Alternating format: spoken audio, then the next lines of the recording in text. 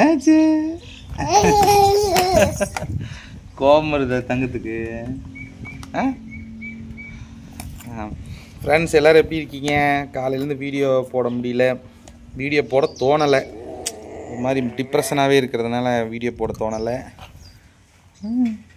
சரி, அதான் காயத்திட்டு சொன்னேன், சரி கிளம்பிட்டு எங்கேயாச்சும் வெளியில் போகலாம் அப்படின்னு.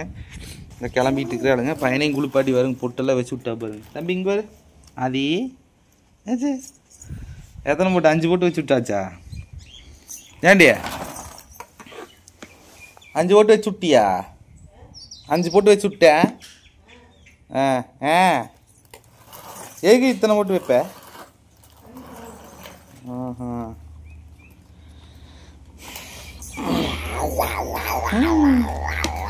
வீட்டுக்கு வந்து அங்கே போலிங்களா? நான் தங்கச்சி வீட்டுக்கு போலியா நிறைய பேர் கேட்டிருந்தீங்க.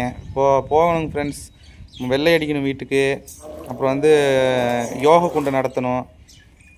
இதெல்லாம் பண்ணிட்டு தான் வேலையை குடி போகணும். அதுக்குள்ளே நாளான்னைக்கு பால் காய்ச்சி சொல்லியிருந்தீங்க.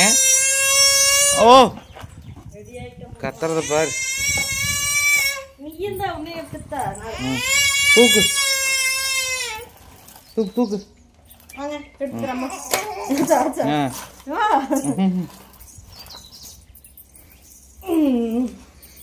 வெள்ளை அடிக்கணுங்க. அப்புறம் யோகா கூட நடத்தினேன்.